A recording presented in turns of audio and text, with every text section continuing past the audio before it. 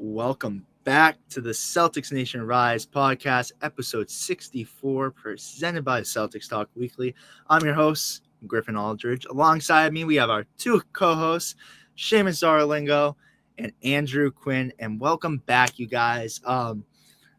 Seamus, I will say this. Well, Seamus and Andrew, it's been a long week without recording. And as Seamus likes to say, we're in the dog days of NBA off season where there's not much to talk about. So we're going to have a fun podcast for you guys. We have a little sprinkle of news at the beginning. And obviously, I feel like the news that a lot of podcasts are going to really tackle is JD Davison and go with that for a couple of weeks. But we already did a breaking news video for him. A couple weeks. I mean, a couple weeks. We're in the dog days, man. We're for a couple weeks. We're in the dog days, Seamus. A lot of podcasts are going to be talking about it. I don't know. Maybe in Portland, Maine. I don't know. Maybe a couple of days. Maybe a couple minutes. Well, I think that's it. Right. Minutes might be more accurate. All right. Besides the point, though. But the point is, there's not a lot to talk about. So we are going to be giving you guys tier list, and wait for the end for that because that's going to be a fun topic. And there's going to be a little debate. And Seamus already said he's not budging, so we'll see that. We'll see that. We're going to have to budge because we're going to come up with one at the end. And then on top of that, you have MLB free trade deadline that just wrapped up. We're not really going to talk about that, but I do have some beef to spark with Seamus later. And then in addition to that, we're going to do some mock trades, you want to call them, just little what ifs, like that's what we're going to give you guys. I just had to let you know, usually we just go with the flow, but we want you guys to stay engaged and watch all the way through.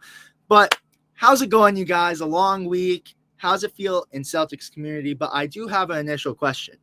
And Seamus already mentioned this, but, well, I kind of already threw it out there. But Max Shulga has officially signed a two-way contract with the Boston Celtics. So that is two-way contracts already given out. One to Miles Norris, now one to Max Shulga. How do you guys feel?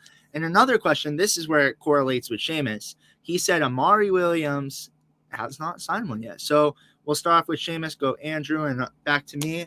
Seamus, how are you feeling about Max Shulga getting this two-way contract and Amari Williams still hasn't? What are your thoughts?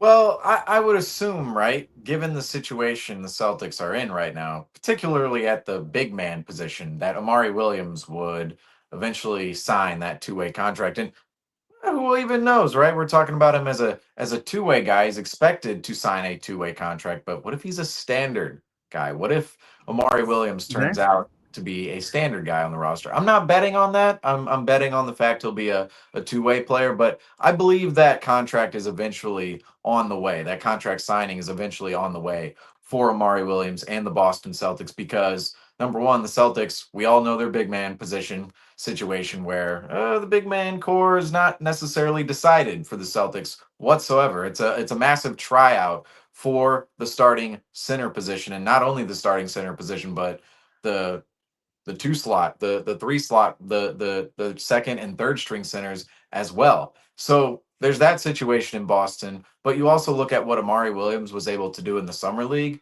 Amari Williams simply performed better at his position than Max Shulga did at his position in the summer league. So ultimately looking at those two factors, the Celtics big man situation and the performances out at summer league, you would expect Amari Williams to eventually ink a deal with the Celtics, whether it's a two-way contract or a standard deal. That deal is on the way. However, Max Shulga, he's the first one to put ink to paper, to put pen to paper. And Max Shulga, I liked him at Summer League, his control with the ball and the way he was able to dictate the pace of the game. He wasn't always rushed. And again, he always felt in control when he was handling the basketball. And he was a very unselfish player as well out on the basketball court. And defensively, there is some size to Shulga. There's some length there. He's a 6'4" guard and he's a point guard. Now, scoring wise, Max Shulga didn't show much of that. His shooting numbers were not so great at Summer League. Ultimately, when the Summer League concluded, the shooting numbers from Max Shulga were just not that great. But you like the control in the offensive end of the floor. You like the unselfishness, the playmaking, the length defensively. And Shulga, there is something there. there is something there within his game, and giving him a two-way slot, 57th pick overall in the draft, seems like a no-brainer. I mean, those are the type of players who usually land on two-way contracts. It's those second-round picks and those guys, whether they're second-round picks or undrafted players who land on those two-way contracts. Shulga, we expected this out of Shulga and the Celtics, and we finally get that result. But like you said, Griffin, Amari Williams still up in the air with that two-way spot, and who knows, it could even be a standard spot in the future, given the fact that right now the Celtics, there's one available roster spot open. Now we know teams like to leave that roster spot open. However, that one roster spot is open, and Jordan Walsh is still sitting there with only $200,000 worth of guaranteed money that the Celtics would only need to pay if they were to waive him, which the rest of his contract is non-guaranteed. So the Celtics are in a position of they could welcome Amari Williams onto a standard deal theoretically and still waive Jordan Walsh to create another open roster spot and even some financial flexibility. I, again, would not bet on that, but that is a possibility It as is. well. But moves are still on the way for the Celtics. Well, mostly minor, all right, mostly minor, but there are still moves on the way. And this Max Shulga deal, it was one of the expected moves that was on the horizon, and finally we came upon it. Yeah, I agree. It's just another, step in the way, and it's just a move that kind of everyone would have expected. Two-way from Max Shulga. He's that type of guy that not necessarily NBA ready where he's going to make a crazy impact on the court, but he has the capabilities within his game to kind of develop and get used to the NBA. I mean, he is a little older. He is like 22-ish, right? So his development needs to be a little faster for him to really make a name for himself in the league. But he seems like a good player, like you said, Seamus, can control the ball and has a little length. Did he stand out to me? Was he like star studded? Like he was like, man, this guy's legit? No, he's a second round pick, or later in the draft. But I think that's something that some people need to realize too. It's like players aren't always going to be this like amazing, like flashy star player. Like we want guys that are winning, are capable of winning games and can do it consistently. So he has those skills that translate to the NBA and that the Celtics can potentially utilize. But I think it's the right decision for the Celtics. Put him on a two-way, have him play in Maine. Hopefully we'll get to see him play and just see what he can do. So just a deal makes sense. A deal that makes sense. No, totally. And I want to say this too with the whole Shogo thing. I feel like his numbers shooting wise were very low, but a thing I do like that you said, Seamus, is he reminds you like a Derek White, a kind of pass. But at the same time, and I think you said this, Seamus, but he was the 57th pick. And you're not going to get a lot of production from the later players in the draft, especially that far. You might have that one star player, like you might really strike on one, but like Nikola Jokic, 41st overall. Yeah, that might be Amari. Who knows? But like I'm saying though, you really get lucky, and Shulga might be one of those guys that doesn't have a lot of time, but the unknown is a good thing, like Seamus likes to say with Max Shulga. But ultimately with Amari though, I like your take too on that, Seamus. I feel like an open roster spot, could he, stay unsigned to at like not as a two-way player? Could he stay that for training camp? Because maybe they have eyes on him and they're like, hey, look, we want to sign you to a standard deal because we need you now. And he's 23, as Baylor Shireman was 24 last year, got drafted. And obviously he was down with the Maine Celtics a lot, but that was bearing the circumstances with the Celtics. I mean, they were still in contention last year, believe it or not. I know the outcome didn't look like that, but the Celtics were still trying to go back to back.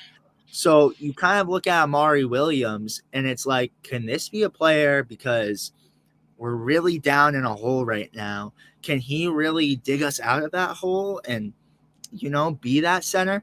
But a question I do want to ask and I'm asking you this, Seamus, because I don't want to be wrong with news. And you guys, we should have been recording because the Real app messed me up. It said Springer went to the Celtics, and I'm like, Springer's back. And then Seamus is like, no, it's the Pelicans. And so I let everyone know that was the Pelicans. So Jaden Springer, welcome back to the NBA. But a question I want to ask, did you guys see this too? And I'm just curious. I'm hearing that there is interest in Charles Bassey overseas. Is that true? Have you guys heard that? Well, let me go do some research. Seamus will do some research. But I have heard that though, yeah. I've seen that a little bit. I've heard that from unconfirmed sources. Unconfirmed so- sources. Yeah. But that makes you wonder if they're out on Bassey, does Amari take over that spot? That's the question I'm kind of going down. And again, we thought when we were filming all the JD Davison stuff that the Celtics were going to make a move, whether it be Ben Simmons or someone else, because they had an open roster spot. We thought something was going to happen right there and then, but we're still looming on the news. But as Seamus likes to say, we're in the times right now where it's open fire, like something can happen. But yeah. So this comes from masslide.com. Bassey's agent Mark McNeil confirmed to Meridian Sports that Partizan Belgrade has been in communication about a potential contract and that the Serbian club remains the priority. So that would be the priority for Charles Bassey. Belgrade has also recently signed former Lakers guard Shake Milton to a deal after the Lakers waived him. So Bassey is a target for Partizan Belgrade, which is one of the better teams in Europe, I'll say. And you might make more money over in Europe. I was going to say, it's probably strictly a money decision. And an opportunity thing. An opportunity, right? Because you could build and kind of show more of your stuff and show more consistency. Because the summer league, it was a small sample size, so we can't necessarily. A team's not going to put all the money into that showing, So we were really in on Charles Bassey for about 2 weeks.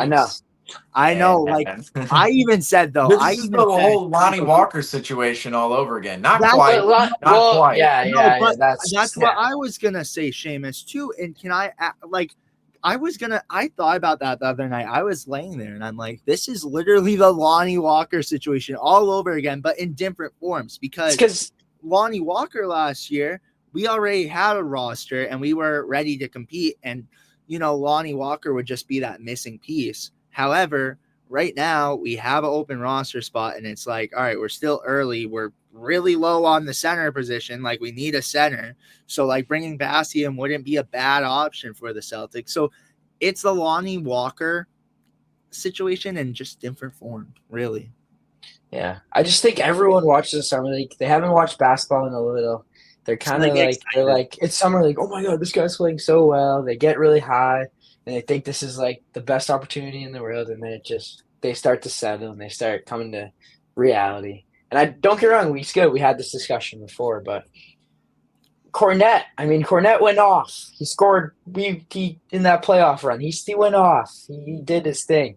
And then the next game we're like, oh, he's gonna be a starter, he's gonna take over, he's gonna do everything. And what did he do? He didn't necessarily do exactly that. So 7 blocks into the Celtics losing by nearly 40 points. We just like to just jump on the bandwagon, set these expectations, set unrealistic expectations for everyone else, and it just never works. You're so right with that. But I have to say, Seamus, I'm gonna say something to you. You texted me late last night, all right? This is I wait, I don't even know what I texted Griffin. No, I'm telling you what you texted me. I'm gonna quote and read Seamus and I's text from late last night, and I'll figure out in a second what time this was. Seamus, don't worry. We talked about this before this, so you're good. But I get a text from Seamus at 12:07. Blaze Jordan, a St. Louis Cardinal. I was, that's what I went to bed looking at. And I tell you what, it's true. But here, I know this is not anything with Celtics. And I just wanted to throw this in because trade deadline just wrapped up with the, MLB, and I got to take that picture of Blaze Jordan. So clap it up, clap it up. But I got to talk to him, and Seamus, you are getting a great person in Blaze Jordan. I just have to say that. I wanted to give my flowers to Blaze Jordan. It's where I could give him his flowers, And you guys are getting a mediocre bullpen pitcher in Steven Matz. So congrats on that one. I have nothing else to give. Right now, I got to say, I'm enjoying this trade deadline. The Celtics, not the Celtics, hold up. The Cardinals, the other one of my other teams with the C, with the beginning of the C at the beginning, right? The Cardinals, all right. I'm loving this fire sale right now. Okay, I'm loving this fire sale because all of the players who are now filing out the door, right? They all represent an awful moment in St. Louis Cardinal history. All right, this is an awful moment. All right, 2025, 2024, 2023, awful moments. In 2022, you could say, oh, Pujols, Molina, Wainwright, oh, their final season together, but that was propaganda. All right, that was all marketing. All right, that was all marketing. Again, the Celtics, there you the go again. Cardinals, Seamus, the it Cardinals, happens. the Cardinals were not competitive that season in 2022. Yes, they made the wild card, but I witnessed Ryan Helsley, who was just shipped off from the Cardinals. I witnessed Ryan Helsley give up 1,000,000 runs in the 9th inning to the Philadelphia Phillies, who went on this robust playoff run. And maybe, just maybe, it wouldn't have happened. And maybe it would have been the Cardinals in 2022 if Ryan Helsley was just able to close out that wild card game. And yet, fast forward to 2025, the Cardinals finally sell, right? Which I was yelling for them to sell in 2023. I'm like, sell Goldschmidt, sell Arenado, because guess what? These guys, they're not getting any better. They're actually regressing, and their value is only going lower and lower and lower. And we can see that with the fact Paul Goldschmidt walked for essentially nothing, and Arenado is worth nothing on the trade market right now. But Ryan Helsley, he's traded away from the Cardinals, and everybody's, oh, Hell's Bells, oh, what a great moment. No. What I remember about Ryan Helsley is him giving up 1,000,000 runs to the Philadelphia Phillies. My shadow was on TV when that was happening. All right, we were sitting in the upper decks, me and my friends, and we were sitting in the last row, and the sun was beaming overhead, and we're like, wait, our shadows are actually on the field. And meanwhile, the Cardinals are just giving up 1,000,000 runs. And that's my memory, though, of this era of the Cardinals is now the Cardinals being borderline competitive, but really not at all, and then sucking. And then furthermore, nobody's going to the stadium. All right. The team is not popular. They're not relevant around the St. Louis area. So this fire sale right now, it's very representative of getting the talent off the team who is symbolizing this awful, putrid, horrendous, no good era of the St. Louis Cardinals. I mean, my goodness. But Blaze Jordan, thank you for that. That's the thing here. Thank you for Blaze Jordan. I hate to be very one of those people. I hate to be so, I don't know. I hate to be mean about it, but the Cardinals, we can't pick up a win anywhere. Finally, we pick up a win. Like, I have to watch Adolis Garcia bring the Rangers a World Series title, and I have to watch all of the great Cardinals players just perform on other teams elsewhere. But this is the one moment where I'm going, the Cardinals, we finally won a trade. We finally won a transaction. We maybe. I'm just saying. He becomes Cy Young. Blaze Jordan. I'm just saying. He's a good player. I'm just saying. But he is good. All I want is more WAR than Steven Matz over the next 5 seasons. All right, can we do that? Can we do that? Well, I went too far down that hole. I mean, I feel like the Cardinals. I have multiple years of pent up. Ooh, I could do a 12-hour podcast on how much information I have on. Well, you just got about 10 minutes of that out. So, yeah. Griffin, I'm curious about how you feel about the Red Sox did with their offseason, with their little trade deadline. Because personally, it's you have a lot of pieces and you're actually a decent team right now, like, why not do something? And they didn't do a lot. I have to say that. But I'm curious. You guys want to know something? I'm really curious to see who they gave up for Dustin May, because I'm easily going to walk into the Sea Dogs tomorrow, and a lot of the guys that I watch are probably going to be gone because it's not even who they gave up yet. So, and it's not like the NBA where you could just give up picks for him. No, it's going to be prospects pretty much. So tomorrow I might walk in there and half the players might be gone, and I'm like hoping that's not the case. I'm like, come on, Sea Dogs. I like the team we got. I like the players. I really feel like they wouldn't be giving up half the Sea Dogs roster. You're right, but like a couple of them, like a couple of them that I like to watch. You know, there's a couple players down there that I like to watch. But anyways, wait, where was Blaze Jordan playing at this point in time? He was playing in Worcester. So Worcester, but he did get moved. Okay. Yeah, but at the same time, I look at this and I'm like, all right, still, like I got to talk to him, like him and I like talked for a minute, and you know, he's a good guy, and he hits bombs. He hits bombs. He's a good player. So Seamus, you're lucky. And I even posted on someone was sad about what's even the reliever we got. What's his name? I don't even know his name. Like that's Steven Matz. Steven Matz. I used to be a starter.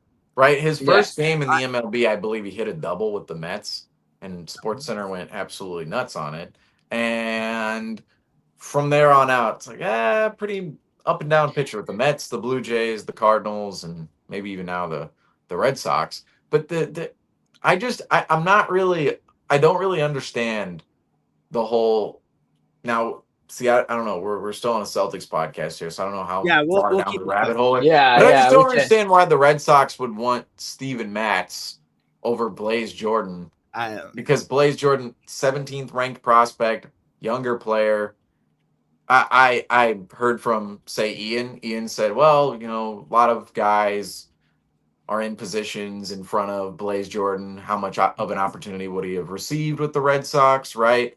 And there were those talks and reports out there that the Red Sox, it was very much about money at the deadline. So maybe that played a factor in, we don't want to give Blaze Jordan X amount in the future, and we're only going to have to pay Steven Matz this, and at this point in time, I mean, they love doing that. They love just not spending any money. So I mean, do you guys feel like Red Sox ownership, because they own what? The Pittsburgh Penguins. They own Arsenal.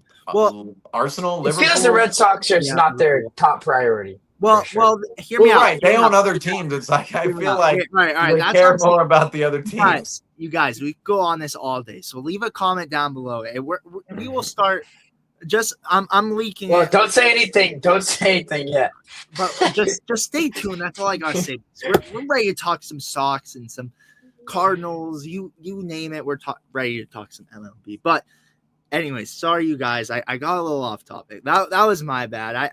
We could just make this whole podcast about baseball and say, you know what, whatever. It's the off season, folks. We talked about Shulga for 10 minutes, and now we're talking about baseball the whole time. No, but realistically, you're right, Seamus. We could totally do that, but we're gonna give you a little more. We'll have a little fun on this one because this will spark a little thing. So, I wanted to ask because, and I am clarified to say this, it is not rumored Claxton for Simons, but I've seen a lot of people say they wouldn't mind doing that trade. It would work well for both teams. But if you guys have been around our program for a little bit, you saw what we did last time. We asked Brown in trades. Like we pulled up Jaylen Brown and said, would you trade Giannis one-on-one for him?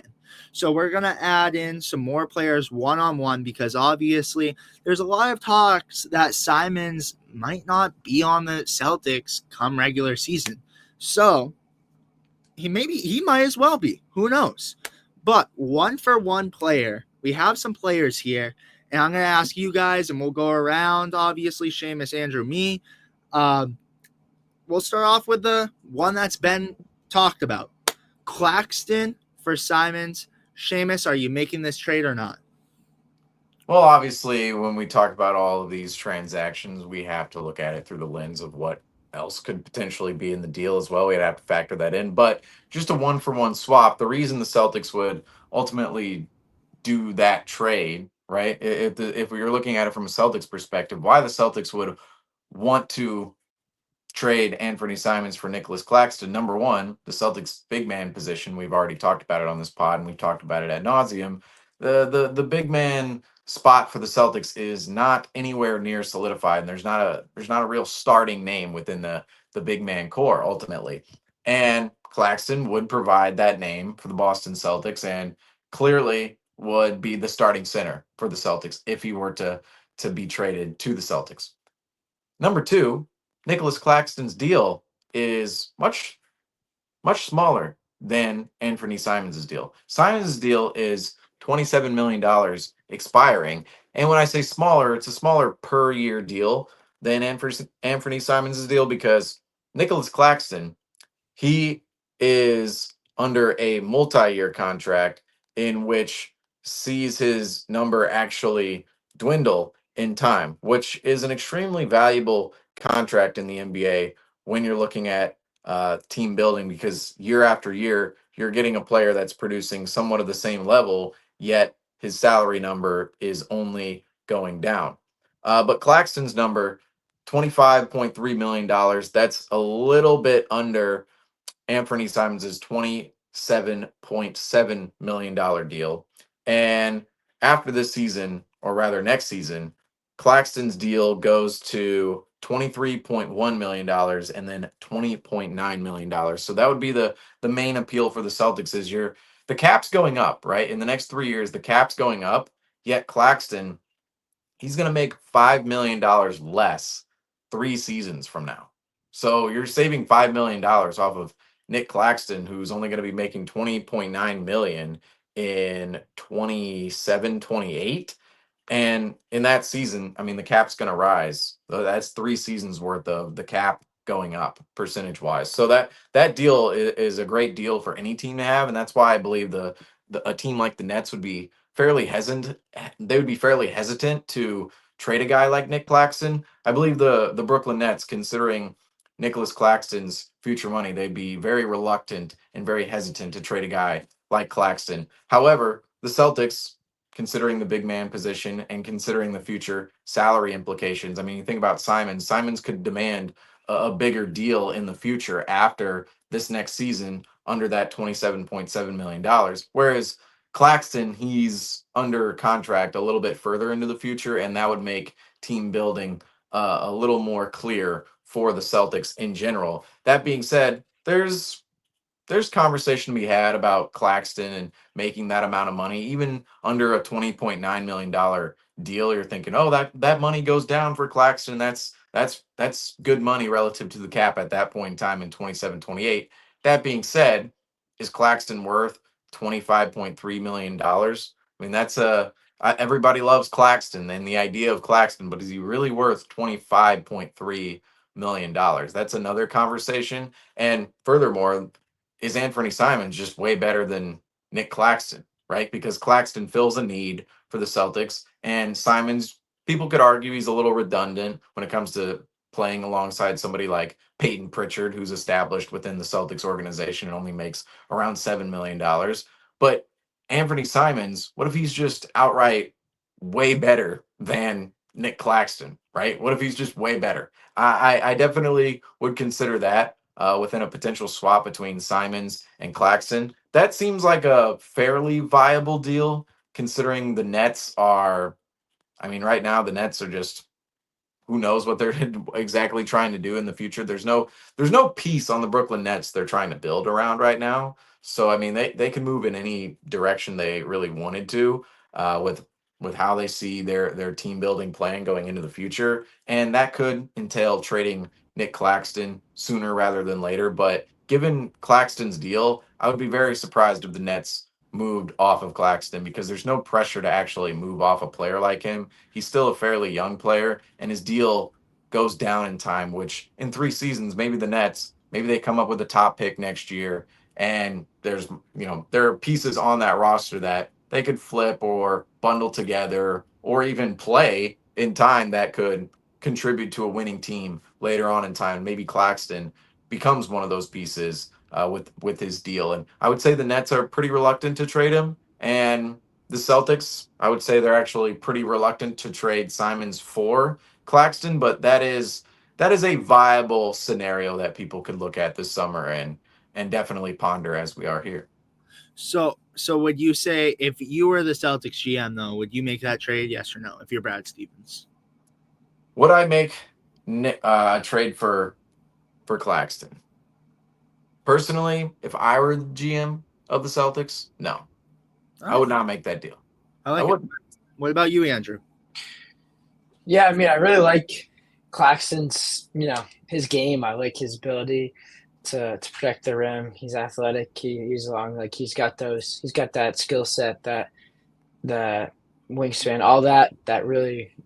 He's like a defensive anchor, but I do think that Simons, in my eyes, has the ability to score the ball, has the ability to kind of, create, and he has that more. I don't know. He just seems like he's that more dynamic scorer, like Seamus was pointing out. It's just is Simons.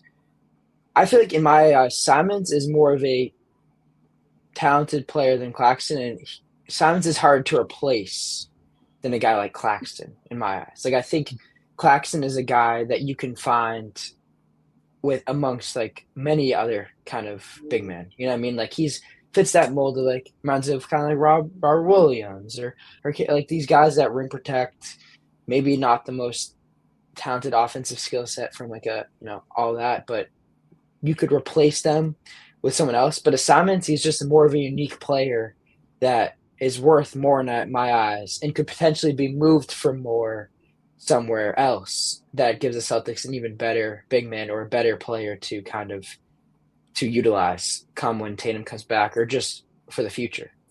And that's a great point too, because that also goes along with what I said about Claxton being worth that money, right? When it comes to Claxton's contract, although that descending money is very enticing, the $25.3 million next year, rather $25.4 million next year, 23.1 in the future, and then 20.9, those numbers, what if you could find a $10 million center that does somewhat of the same as Claxton and you're paying half the price? I mean, look, I mean, would you rather have Luke Cornett or Nick Claxton? I mean, it doesn't feel like they're that far apart. Yet right. Claxton's making next season specifically. Claxton's making $15 million more. $15 million more. $15. I mean, so that would take some crazy accounting to get that to work with contracts, or rather, the percentages would have to line up. But rather, Luke Cornett is making $15 million less than Nick Claxton next season. And I wouldn't say they're $15 million apart when it comes to their talent on court. So ultimately, I think the contract number, although it's enticing, the descending money, I don't know if he's actually worth that money. And I would completely agree with you, Andrew, that Claxton, you could maybe find his skill set elsewhere on the market for cheaper. And when it comes to Simons, particularly looking at the Celtics side of things, Simons could be moved for maybe a little bit more talent than simply Nick Claxton alone. Well, I agree. So Andrew, if you're Brad Stevens, you're not making this trade, or no? I'd sign Bassie. No, I'm just kidding. No, I don't mean it like that, but no, I wouldn't do it, and I just think you can develop a guy into Nick Claxton, but a guy like Simons has more of that just offensive talent where you're just like, dude, this guy's he's got something else. You know what I mean? He's got something else. Well, if we want to also compare this to the Amari Williams situation as well, I believe Nick Claxton was a second-round pick. So yeah, there's a roadmap. Now, Claxton, I believe, was an early second-round pick. Amari Williams was more mid-round second-round pick, but just saying, Nick Claxton, when you say, Andrew, you can develop a player into Nick Claxton. I mean, Claxton was a second-round pick developed into who he is today. Well, right. Me personally, you guys, if I'm doing Nick Claxton for anfernee Simons, I'm making this trade. Me personally. So you guys are on one side. I'm switching it up.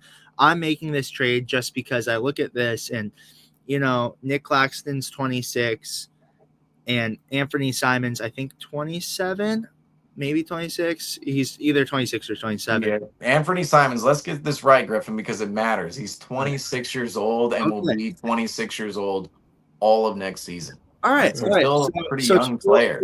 He's been in the league for 7 years already. So you look at that, both 26. I feel like I'm making this move just because I feel like Nick Claxton needs a little shake. He needs to change it up. If he went to Boston where the expectations are higher, and the same goes for Anfernee Simons. I mean, Anfernee Simons comes to Boston, the expectations are higher. You're held accountable here. You're really set to a higher level. I mean, both players could really spark, but I think Nick Claxton could spark just a little bit more. And you guys always know, I've been saying Nick Claxton would be a perfect addition for the longest time. I thought, even when we still have Porzingis, having him come off the bench in replacement for Porzingis would have been a good move. So I've always been behind Nick Claxton coming to Boston. And you guys always have known I've been a big supporter of that. However, the next one, Can I say this about Claxton real quick? Claxton, just saying, if you watch him a lot, if you watch, his history, his timeline, kind of a player who lets his emotions get the best of him, and maybe the mentality is not always there, right? That dog mentality, that fighting mentality. I'm not sure it's always there in Nick Claxton. He could be in that DeAndre Ayton category. Now, I think he's a little more fierce than DeAndre Ayton, right? A little bit more. Like he's maybe a little bit more mentally prepared for the NBA game, but he still might be in that category of player where you're thinking, mentality wise, I'm not sure where this player actually should slot into a winning team. You're right, Seamus. But Claxton's the shiny gold for me. I've always loved Claxton, so I really wouldn't be mad about that player for player. And another thing, well, I mean, he did when he was on the Nets during that time, but just like you said, the winning mentality, just he hasn't necessarily been around that winning culture that much, and he's just been around. And obviously, that's something that would be nice to insert him into a winning culture. But then again, it's like he is somewhere. He's 26. He is kind of farther in his career. Like if that's a concern now, it's like how easy is it to get that out of his DNA? I don't know. Also mentioned with the winning culture when it comes to Nick Claxton, the only winning culture he's ever been a part of is the clown culture the Brooklyn Nets put on with KD, Kyrie, and James Harden for a season and a half. That's essentially the only winning culture he's ever been a part of. And that team was assembled, the drama ensued, torn apart, and that was it. So not necessarily a sustainable run of cultural excellence, right, in the Brooklyn Nets organization. That was as a team at whole, But when you're surrounded by that, you pick up bad habits, you pick up that kind of DNA, and you start, especially when you're a younger player. That's easily that you're learning from vets and you get molded by that, and you kind of just tie onto those beliefs. And I'm not saying he doesn't want to be part of the Celtics organization, but I don't know. It's more of a gamble in my eyes, and it just the payout just does not seem as beneficial. You're right. I've just always been so, and I look at it too, and I just feel like there could be change. Like for example, with Simons, can he become maybe a better defensive player in Boston? I don't think so. It doesn't look likely. But again, he's 26. He's coming to a winning culture. We're shaping him. I mean, Celtics fans are rough. He's going to see that. So, I mean, either or, I feel like that's a trade, though, that's very equal, equal in value both sides. So I'm making that. Seamus and Andrew aren't. But my next one for you guys. Are you doing? And Seamus, kudos to Seamus because this was a good one. I like this one, Seamus. Are you doing Anfernee Simons for Josh Hart? Seamus, are you making that trade?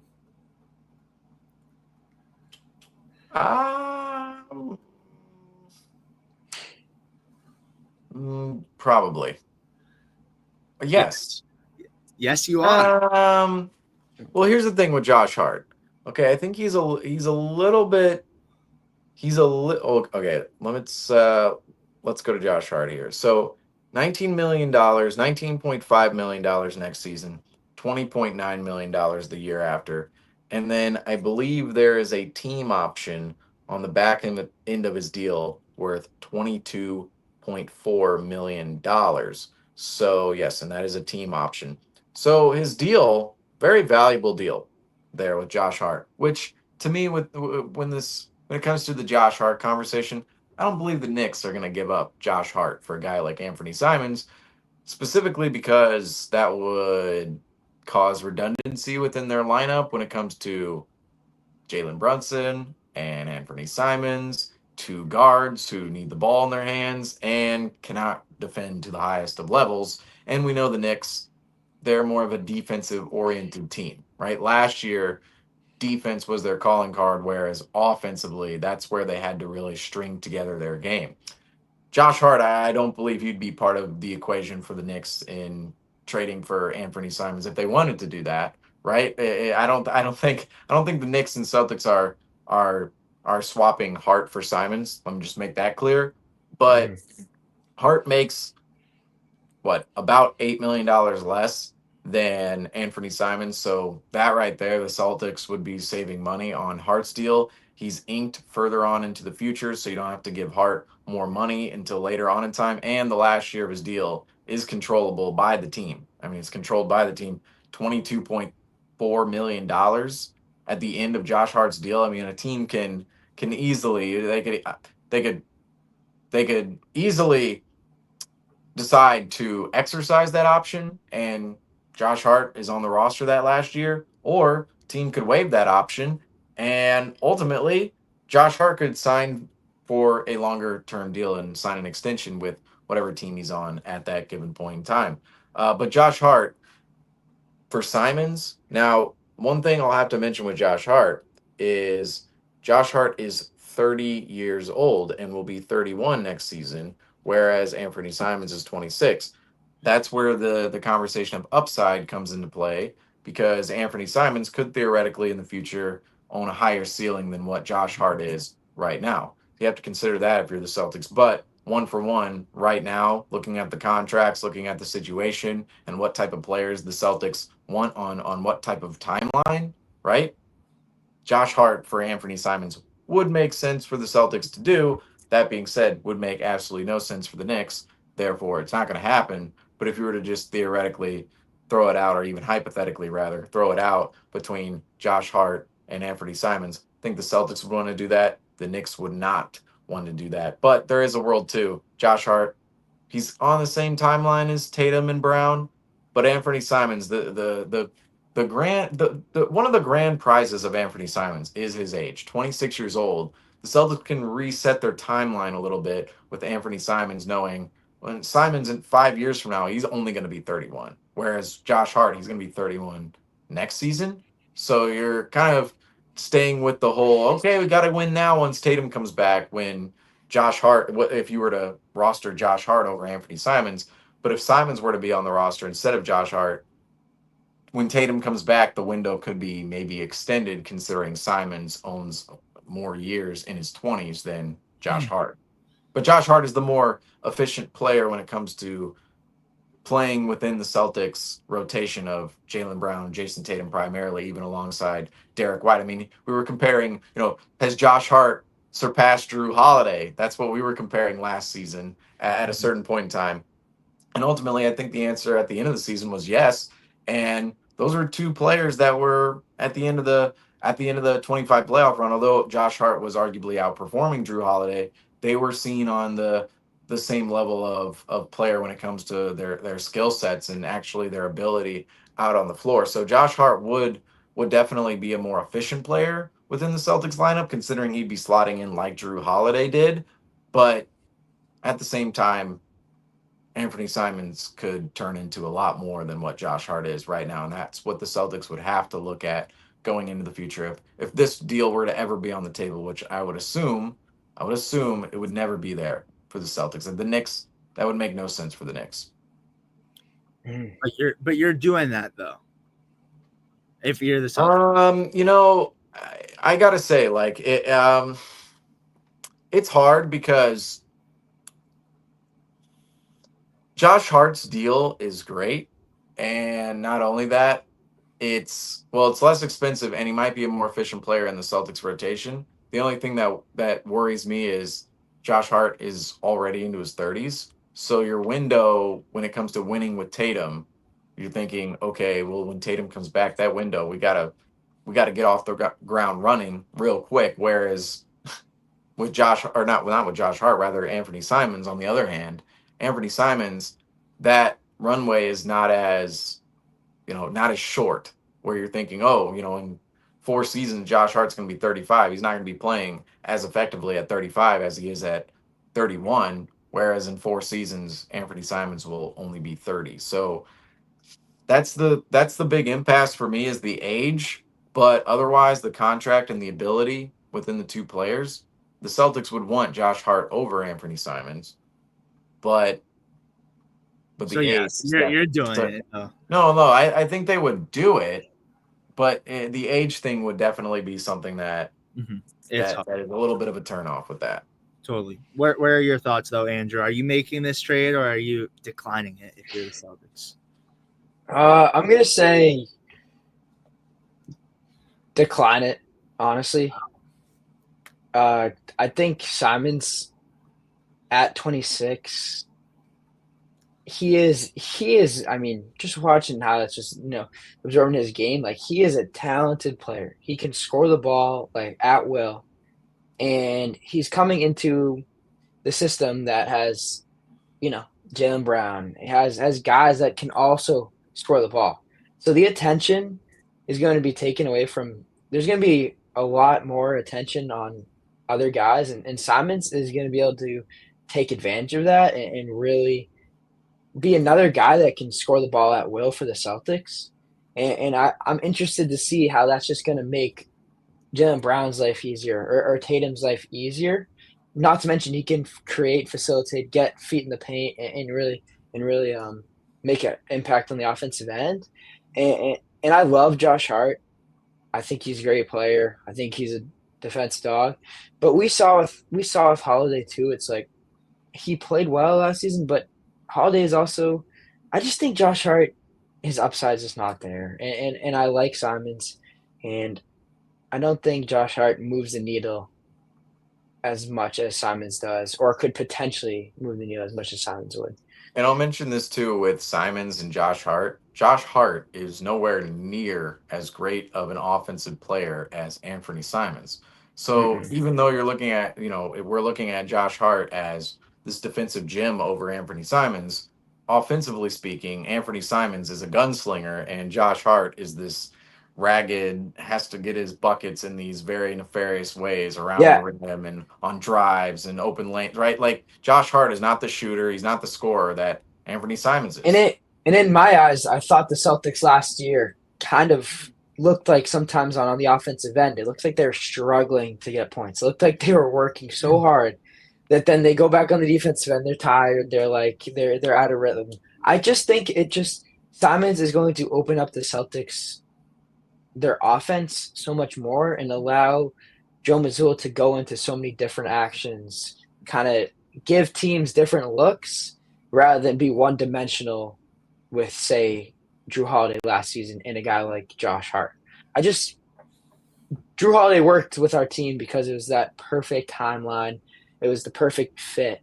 But I think Simons gives you a little more flexibility and a little more opportunity to kind of mix and match and mess with teams and kind of just take advantage of other teams.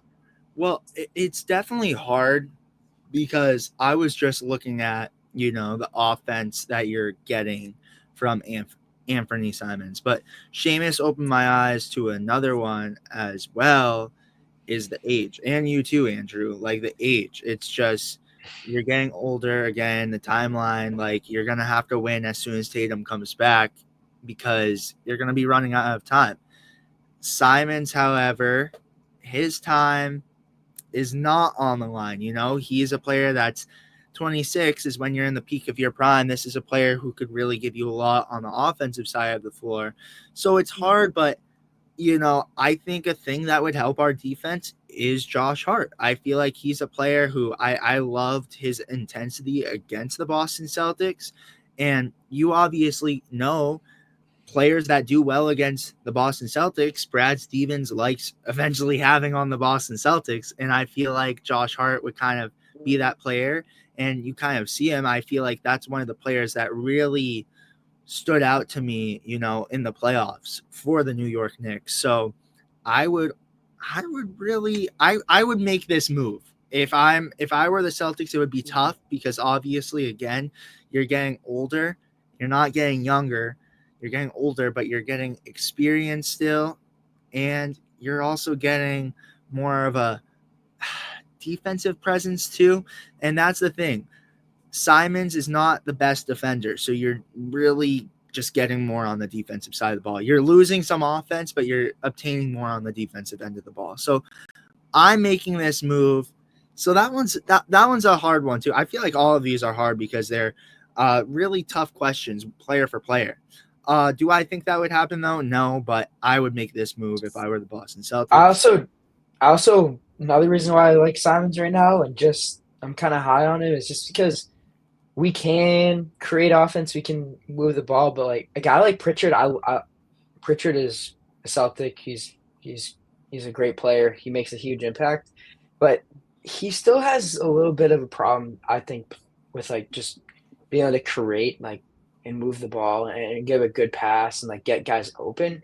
And it seems like Simons kind of has that offensive ability to collapse the defense, to create movement, to get guys with open passes.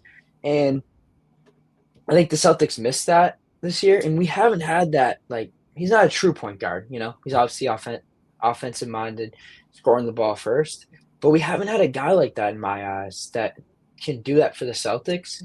And I think it'd be nice to have that, or at least try that this season, see what he's capable of, and then go from there. No, Peyton Pritchard. I want to say something about this real quick. Peyton Pritchard is now inching into the same category that Marcus Smart was in while he was Yes, with the Boston Celtics, I'm where gonna agree. he can do no wrong, right? Peyton Pritchard can do no wrong. In reality, there's criticism to be handed out to Peyton Pritchard. All right. Everybody is on the side of Peyton Pritchard, greatest Celtic ever. Oh my goodness, greatest sixth man. You can do no wrong. Just like Marcus Smart, right? Marcus Smart was shielded from criticism for years because he was the heart and soul of the Boston Celtics. Peyton Pritchard is now becoming that shielded from criticism type of a player within Celtics Nation. I mean, he is shielded from criticism. I mean, he barely. I mean, let's face it. I was on live with Justin last year in December, and Peyton Pritchard came out in a game against the Milwaukee Bucks, laid a dud, right? And this was the last Milwaukee game of the season. This was on a Friday night against the Bucks. Chris Middleton returned, right? Al Horford and Drew Holiday had big games at the end of the fourth quarter, and Peyton Pritchard just didn't perform that night, right? And I came on here with who was I on here with that night? I think Franco. I think I was on here with Franco, and I was saying, Peyton Pritchard. I know everybody's saying, oh, 25 point per game scorer and 20 point per game scorer, but I've said, well, is there going to be a little regression, right? He's averaging over 20 points per game in the last couple of weeks. There has to be a little bit of regression because I know Peyton Pritchard isn't a consistent 20 point per game scorer, right? And then Justin went right at me, right? Justin went right at me, and so did Celtic Nation, all right? They went right at me and went, regression for Pritchard. What are you talking about? What are you talking? But I'm sorry to say, folks, at the end He of the doesn't. season, I was correct. I was correct because Peyton Pritchard, there were games along the way where he wasn't scoring 20 points a night. And that's just the reality of the situation. But when it comes to Peyton Pritchard and any criticism handed out to Peyton Pritchard, what it's going to be, it's the fact he needs to be able to get downhill and score at the bucket and get himself to the free throw line. Because if you look at his scoring total last year, yes, Peyton Pritchard increased his scoring total and increased his 3 point percentage as well, which is great to see out of Pritchard. But Pritchard did that. If you look at his shot totals, right, from the 2 and the 3, from inside the arc and outside the arc. From inside the arc, Peyton Pritchard took the same amount of shots as he did in 23-24. So 24-25, Peyton Pritchard took the same amount of twos per game as he did in 23-24, the championship season. However, Peyton Pritchard, when it came to 3-point attempts last year in 24-25, Peyton Pritchard took 3 more 3-point attempts per game last season than he did the year prior in the championship year. So that means Peyton Pritchard, most of his scoring total was coming off those extra 3-point attempts, at which he was shooting at a higher clip, which that was the big point of Peyton Pritchard last year. He increased his 3-point percentage while taking nearly double the amount of threes he took per game the year prior, which was impressive to see out of Peyton Pritchard. However, that was his biggest improvement out of his entire game, and that's what added to his scoring totals. It wasn't the driving. It wasn't the finishing around the rim. It wasn't at the free throw line, right? Peyton Pritchard, if he can develop those areas of his game next season, that's when he will reach the peak Pritchard, right? Peak Pritchard, right? Well, we got to come up with a nickname for this, right? But ultimately, Peak P. There we go. Peak P. I was like, what is the pattern for the Pritchard nicknames, right? Pacific Coast P, Playoff P, right? No, that was Paul George. Although he was Pandemic P. He turned into Pandemic P. But Peak P. For us to see Peak P, right? He has to be able to go downhill and finish. And then on the defensive end of the floor, there are always going to be size limitations to Pritchard's game. I don't necessarily worry about him on that end too much. I mean, No, that's just he's going to always exude the max amount of effort, which is what you want to see out of those players. Those smaller players who are always going to be limited by their size defensively. So don't worry about him on that end. But offensively, he 100% needs to improve at finishing around the cup and getting downhill and actually getting to the free throw line when he's scoring around the rim. That is where Pritchard needs to be better. And Celtic Nation, that's where they need to admit Peyton Pritchard owns some flaws, and that's why he should ultimately still be coming off the bench and why Simons could be valuable as a starter, which goes back to your conversation, Andrew, of Anfernee Simons. I'm watching people compare Simons and Pritchard side by side, right? They were side by side on Ian's top 100 list, I believe.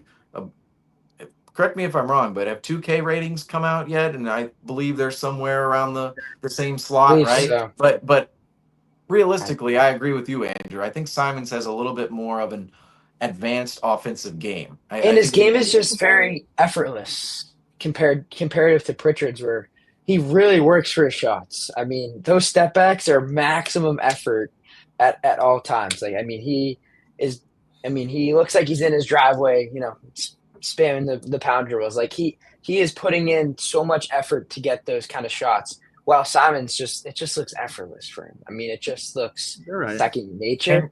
And I'll bring this up too. I'll bring this up. The Magic game last year with Pritchard. When you talk about effortless with Simons, I mean, he's scored 40 points in a game multiple times. Pritchard went as the main contributor and creator for the Trailblazers, right? Whereas Pritchard, when he was in that slot last year against the Magic in game 80, when he was the focal point of the offense, what happened? The Magic defense completely hounded him, and he didn't have that great of a game. And that's been a conversation across like the NBA, and I think it was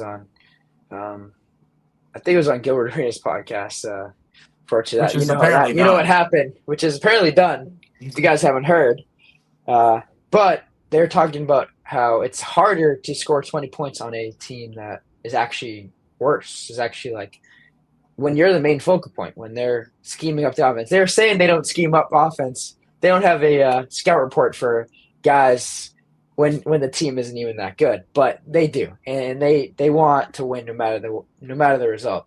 So no matter the team, so they're going to put majority of the focal point on you, right? So my viewpoint is when he comes to the Celtics, or when Simons plays on the Celtics, that's another guy you have to scout for, and that's another guy that can beat you and just like completely dominate a game.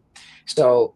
And he's going to have less attention on him because guys are going to not be able to help off of a Derek White, help off a guy like Jaylen Brown. You help off Jaylen Brown, you kick it to Jaylen Brown. He's either knocking down a three or you're going to close out to him and you're attacking and you're coming to close out on a Jaylen Brown, on an attacking Jaylen Brown who's going to get to the cup. That's dangerous. So it just expands the offense in my eyes, something the Celtics needed. and it's just going to make the game for them a little less one-dimensional. No, totally. But you guys, I have one. What do you think? Wait, what do you think, Griffin? Did you say it? No, I said personally I'm taking Josh Hart over. Mm-hmm. That's what I'm personally doing. But I have one final one for you guys, and then we're gonna move on to the tier list. Because Seamus, I wish you answered your messages because there's so many good options to pick for player. But our final one. What about Blast? Dylan, I know. You're talking about right now while we're on this broadcast. No, I know. You're right. All right. Hold up. Let's get this straight. Griffin is putting me on blast for not answering text messages during this broadcast. So, Griffin, you're ousting yourself as a host. You're texting other people while hosting this program. And you're texting me. It's locked in. I'm locked in. That's why I'm not answering. I'm locked in. All right. Here's my proposition then. Seamus has Seamus constructed a huge list for us, right? So what we'll do is I'm just gonna name off the player. You say yes or no. Like we don't even need an explanation. But I want to have one final one that we could get in depth. Yeah, right? Yeah, like we did previously. Why don't you do that last? Let's do that last. All right, that's the player. All right, so let's go in depth into Zubac really quick, and then we'll go player for player. Bam. Yes. All right, let's do that. All right. The reason I want to do Zubac here is because this is a Franco special, all right? The reason I added Zubac to the list, not only does it make a little sense, but Franco, he came up with that idea. He's been very adamant about Zubac, Goga Batadze as well.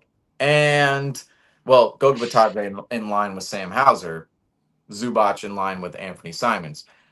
I gotta say, given the Clippers' moves recently, this trade is ever more so less likely. But the Clippers, they do have a nice rotation of bigs there. You have Zubac, you have Brook Lopez, you have Yannick Conan Niederhauser, who was picked 30th overall. Now, I would say the Clippers likely don't want to lean on just Lopez and Niederhauser, so Zubac is likely going to be with the Clippers next year, and he almost made an All-NBA team last year. I just don't think you give up on a player who's making $18 million, who almost made the All-NBA team as a center. We know he's not that level of player necessarily consistently. All-star, All-NBA type of player Zubac is, but he can be a very efficient big, especially within the pick and roll on the offensive end, and then defensively being that interior shot blocker and that interior defensive presence, that shot deterrer around the rim that we've seen him be on the Clippers and even back during his time with the Los Angeles Lakers during the early portion of his career. But Zubac would certainly be a name that would interest me if I'm the Celtics because, number one, the big man core, we've talked about it a million times. The big man core, you likely, if you're the Celtics, you likely need someone else there. I mean, I seems as if they're sold on Keita starting, which we'll see what happens there. Could be Keita. Let's face it, Zubac was a second-round pick. Keita. No, yeah. I mean, Keita could certainly develop into that Zubac role for sure. Mm-hmm. You could say Keita maybe a little more athletic than Zubac. So I'm just saying with that specifically, the Celtics could be comfortable with their big man core, which the rest of us are not, but the Celtics are. And I would say if we're looking at, every situation in Celtics Nation, there's a political lean one way or the other, right? Where you're a little more on, say, anfernee Simons, people are a little more on dealing him. And then there are other people who are a little bit more on keeping him, right? We kind of had the differences within Celtic Nation. And ultimately, with, say, the big man core, I'm a little more on the side of I think the big man core is going to be a little better than people expect. Just a little bit better. That being said, a lot of people would like to see the Celtics add a name. Zubac could potentially be that name. The Celtics would be saving around $9 million, which is very enticing for the Celtics, and the luxury tax implications of what ownership could potentially pay for this team later on in time. But then Zubac just, again, fills a need for the Celtics, and it's the same conversation as Simons, Pritchard. Are they seen as redundant? I think we're more, Andrew, we went through this whole conversation. We're more on the side of Simons starting and Pritchard supplementing the lineup. Right. Pritchard just starting. Right. But the whole argument with Zubac would be that, right? It would be the other side of that. Are they a little redundant? I would lean on the side of look. Some of these trades, right, fills a need for the Celtics and cuts salary. But the upside of Simons, that's where this is really a test of how much does one Yeah. like Simons. Because even the Hart deal, I'm really torn on that because it's like Hart could fit the rotation, but the age and the upside, right? The upside of Simons is just it's like could he be a Damian Lillard level of all-star later? Like he is right now, okay? Right now, if you look at players, specifically guards at the age of 26, where Simons is right now is where other all-star great guards have been in the past.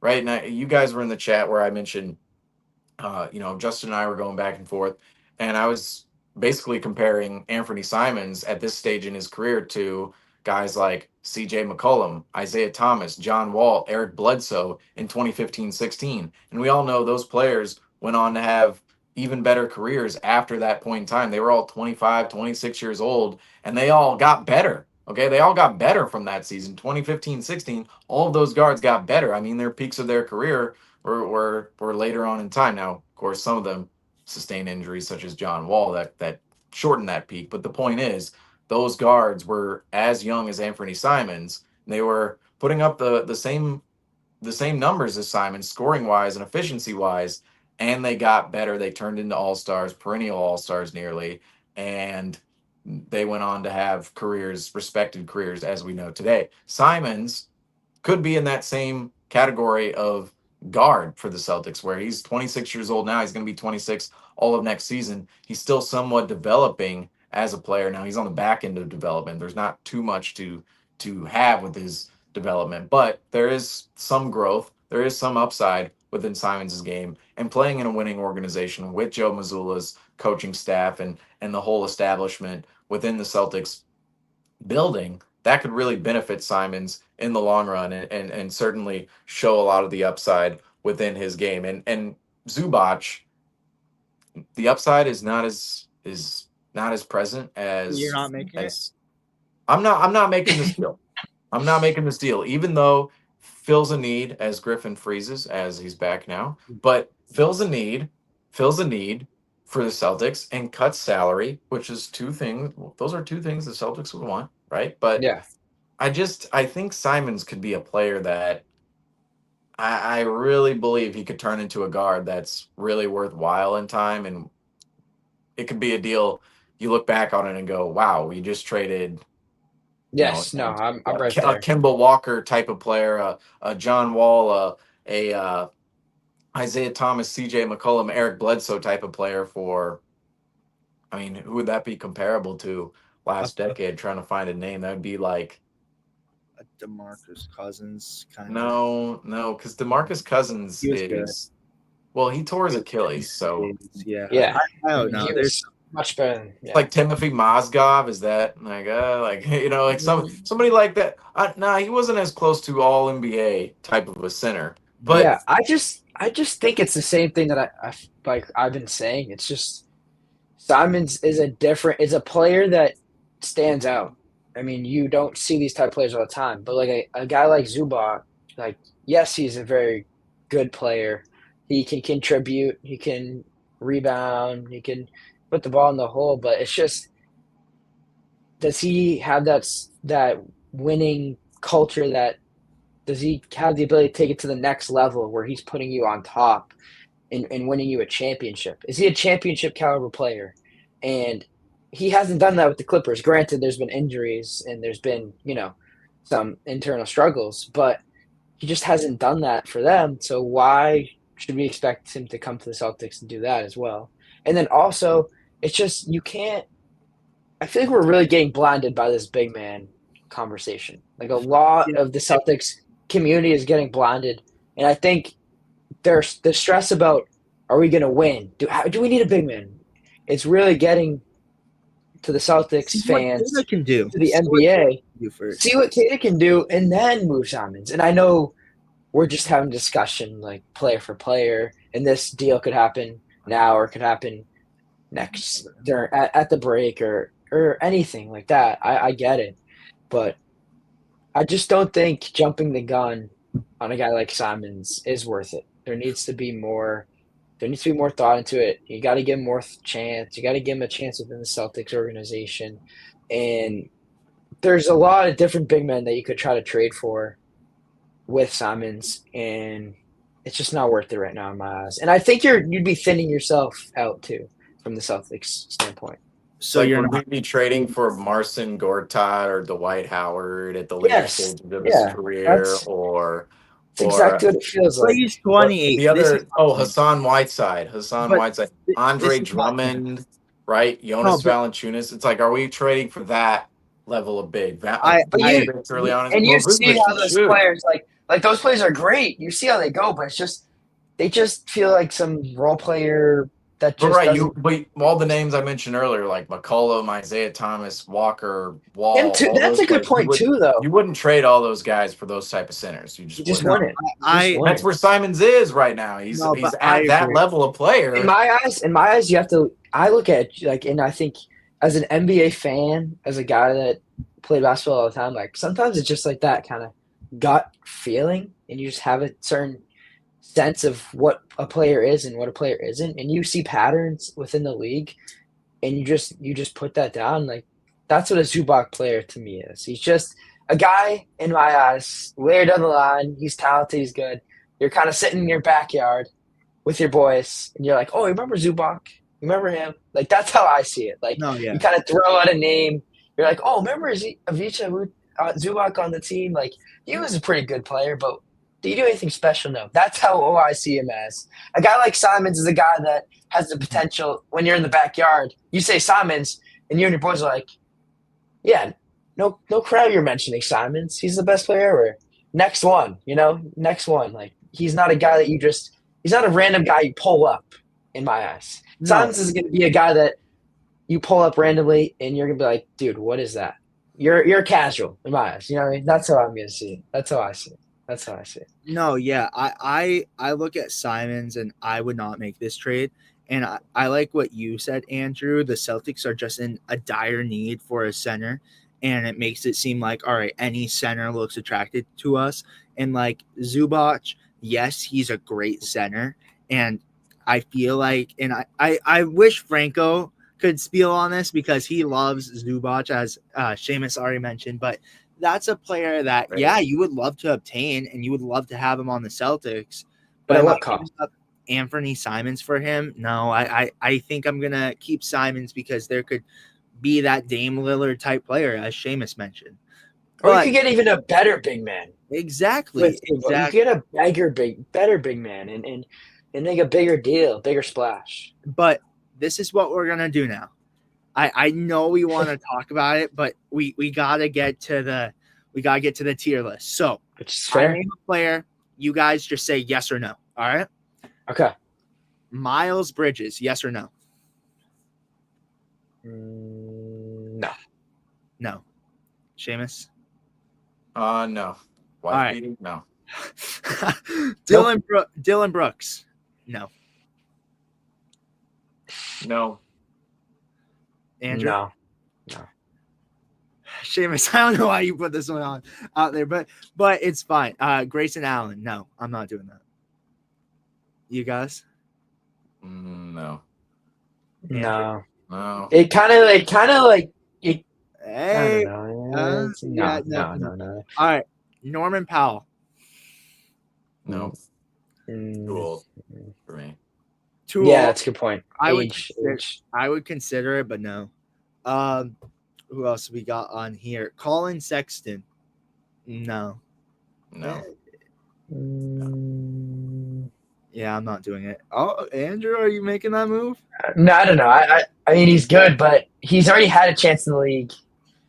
He's had many chances or not. He hasn't had many chances. I wouldn't say that, but he's had a chance to solidify himself as a player.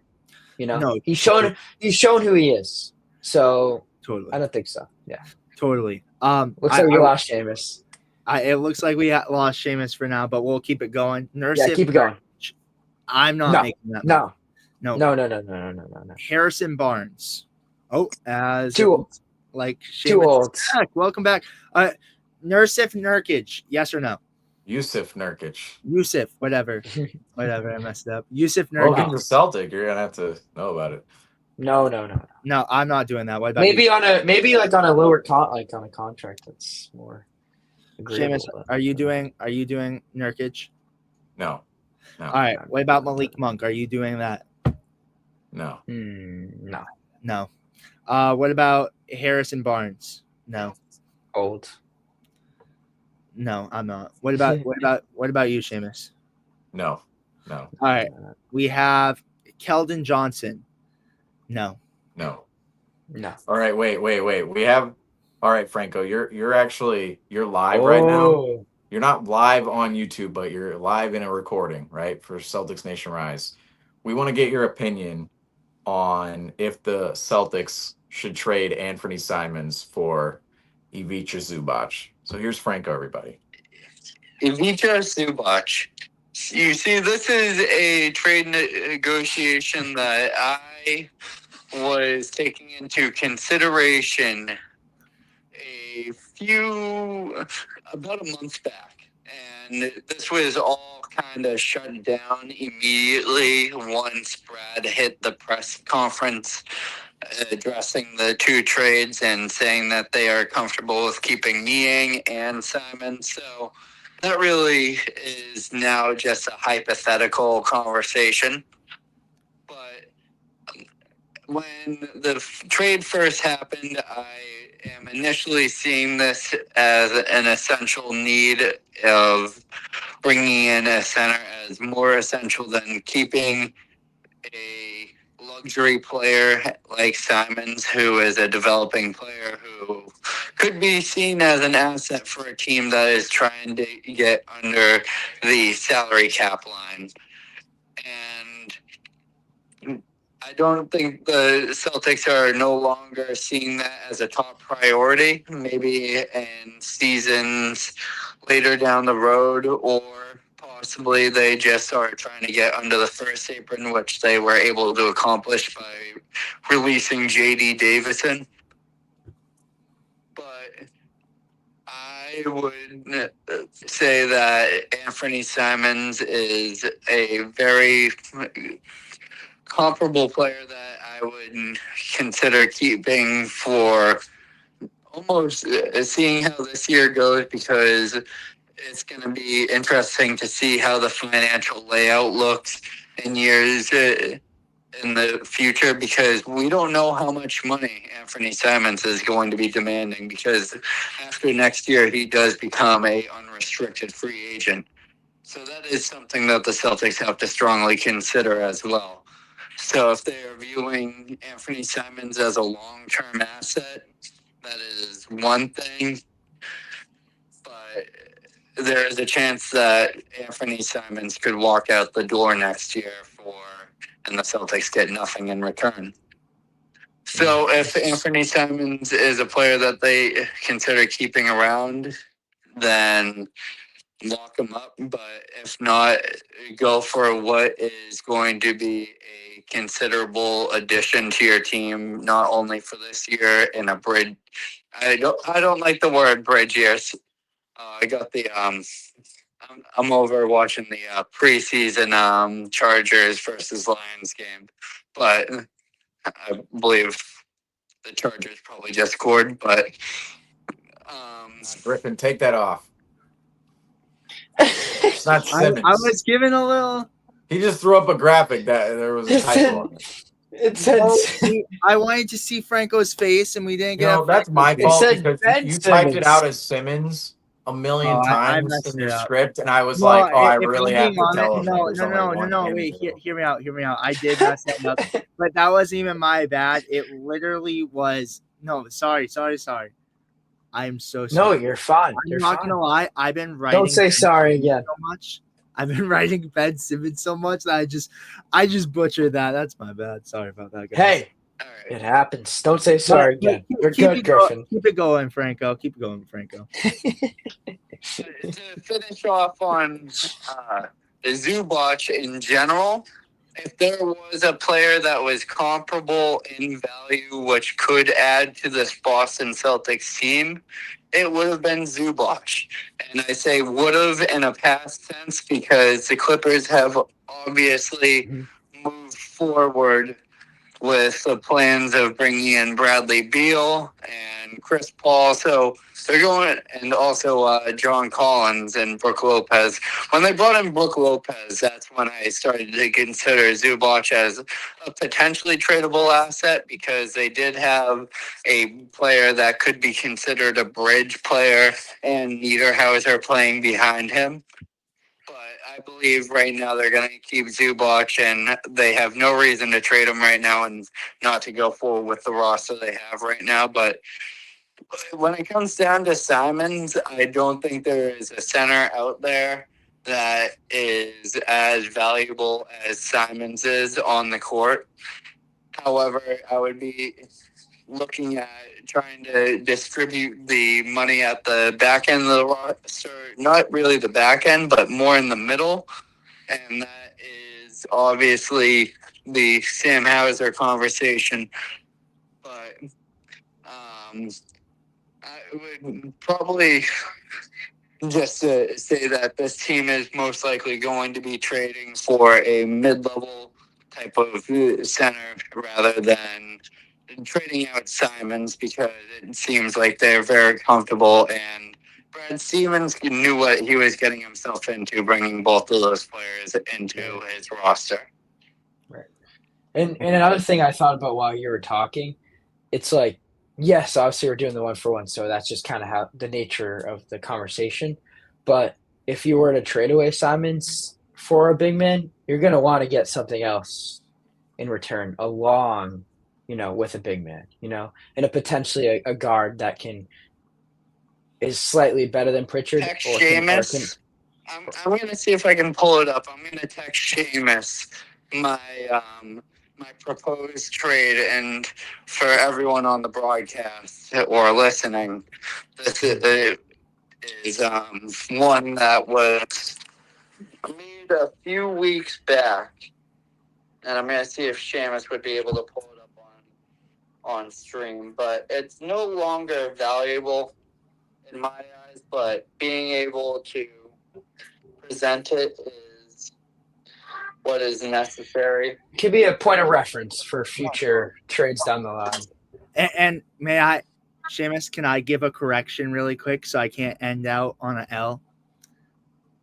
Is that Very a little nice. better for you guys? Is that a little bit better? I am so sorry again, but is this better? This would have been more helpful, but you guys got it now after the fact. But yeah, Seamus, pull it up when you get the chance if you don't mind. I'm just making sure I'm getting the right one. Yep. And was this made in your 2K GM mode, Franco? No, this wasn't made. No, that's just when I want to see what my trades look like. And no, I'm only kidding. I'm only kidding. What I do on it too. I love it, dude. I'm only kidding. I'm not a fan of giving out free promos, but fanspo.com is really the most. Obviously, they don't have the updated draft picks in there, and sometimes it takes a little bit for them to add some trades here and there. But if you are ever interested in looking at what a trade looks like on a trade machine or what you're on your roster, use fanspo.com. There you guys go. Fanspo, hit us up.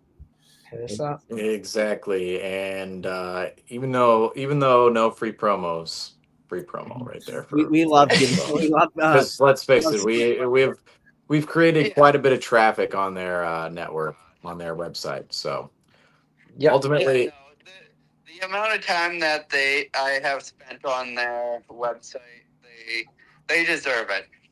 Yeah, exactly. They deserve the plug. I do have the trade to pull up here. I do have it as it's loading in right now. Stay with us, guys. It's worth it. Here we go. This is on the Zubac front, right? Right, Franco? Yeah. All right, here we go. Here's what we got. you putting up the 2-team one or the 3-team? Yeah, the 3. This is the 3-team one. This is the 3-team. Banks was shipped out.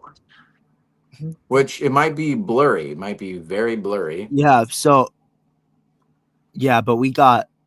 If you wanted to break it down for us really quick. Right, I can read it to you.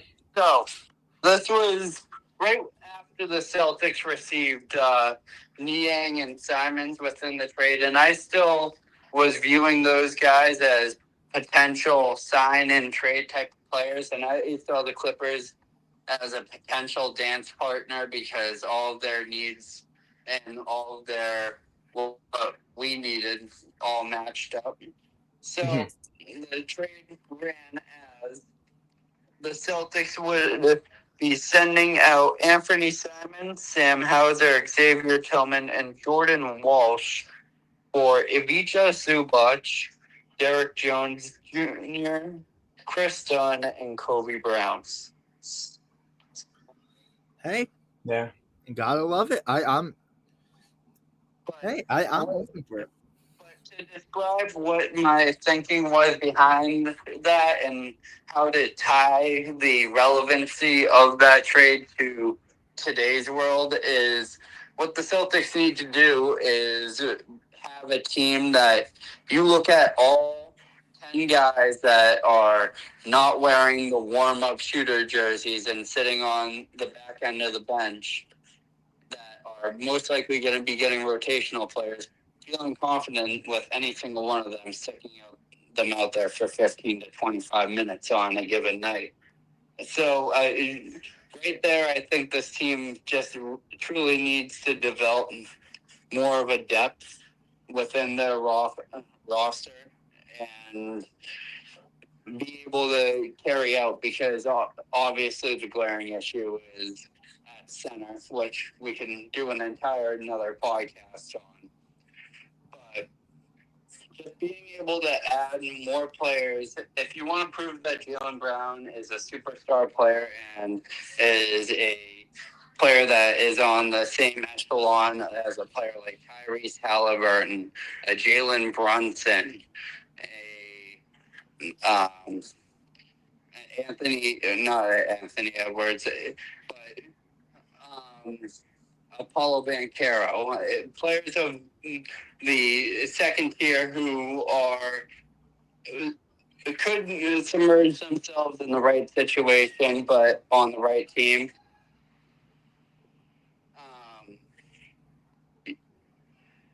So if you want to do that, you need to get players around Jaylen Brown who could support him, because if you look at what the Pacers did, that's almost a spitting image of what I see the Celtics going on this season. But I'm going to return to the crew I'm with. Yeah. What episode is this for CNR? 64. Episode 64 for the Celtics Nation Rise podcast. My segment on episode 64 of the Celtics Nation Rise podcast. I am Nick Franco. Well, thank you for your contribution, Franco. We will talk to you later. We had to get your insight because we were talking about this segment was inspired by yourself. So it was. Yes, I've been waiting to get on here, and I wish I should have been more active in checking that, but next I'll be on the next recording. Sounds good. Over the weekend. We got a whole weekend of recordings coming up, so looking forward to it. Sounds good. Well, thank you for calling in, Franco. With that being said, you guys, I have something. We were going to do the jersey thing today, but we're running out of time. So I'm going to show all of our tier lists. However, we're not going to make the CNR one till episode 65. And can I tell you guys why too? Because we're going to have all kinds of different tier lists. And you guys may be wondering, all right, we wanted the debate. You guys got to stay tuned for that. That's a little cliffhanger we're going to leave you off at. It's because we'll have City Edition jerseys. We'll have the alternate jerseys. and tier list for every single jersey. Like, we'll keep going and we'll make them all on live call next time. However, I do want to show the City Edition jerseys we have right now on our own personal tier list. We won't get into it until a later date, but I don't want to leave you guys on nothing. A little teaser, but we won't break it down for you guys till next week because we gotta leave you a little cliffhanger to make you guys want to come back. So right here we have David's tier list. I'm not gonna discuss anything, but you guys can stop and look at this one all you want. S tier meaning greatest jersey, like it's amazing. D tier meaning I hate it. It's a bad jersey. So here's David's. Right here we have Daniel's. So you see, I don't know. Again, you guys can pause and look at it, give it a little look. Again, they're not here to even break it down for us. So we'll have to get them on the show for next week. We'll have the whole crew on here. There's my tier list. Again, I'm not breaking it down for you guys. We're going to have to wait and see for that one. And then right here, we have Seamus's tier list. Seamus, I will say this is pretty organized. You have everything pretty organized, I do have to say. And then we have I'm sorry, but come on. This is just like, I hate every single jersey. Like, what are we doing? But that's a story for another. I'll die on the hill. Let's go. That's a story for next week, though, because Andrew's definitely I am for next week. Andrew, we're coming off with some smoke next week because I need to hear about this because again, let's just really quick. Sure, do it really quick. Let's go to David's where you have 3 S tier, and then you have Andrew's, and I do have to say, in the making of this too, Andrew didn't even have an A tier. To be fair, he did have an S tier when we were doing more jerseys, but in this one, he didn't even have an A tier. So but then I forgot one of the City jerseys. So Andrew kind of bumped it up a little bit, but we will get into that next week. So I'm excited for that. I know you guys are, but with that being said, I'm fired up for it. I want to do it right now. Now we're ready. I'm prepared right now. Yeah. So you guys better come back next week because again, we're going to be debating. Like it's without a doubt. I mean, there will be more jerseys as well. Yes. It will be best summer league jersey of all time. We will have practice jerseys or the best practice jerseys. So I like it. All right. So and this is how you know we'll be debating because look at Andrew's, look at Seamus's, and even look at mine for the 3 on here. We would have been here all night if we were debating about that. Let's keep it real. So we gotta keep you guys wanting to come back. We can't just give you all the content, just So you know how the game, you know how it goes. You guys know how it goes. You guys know how it goes. So again, make sure to like and subscribe and turn on post notifications to be notified when that jersey podcast does come out. Make sure you guys are looking for it. Again, you guys, thank you so much for watching. Subscribe, and we will see you guys with the next one. Again, it's gonna be all crazy this off season with breaking news, rumors, and we will keep you guys posted here at Celtics Nation Rise. And on top of that, you guys all see the tier list. We're going to be giving you guys that next week. So again, thank you guys for watching. Subscribe. We will see you guys with the next one. Peace, guys.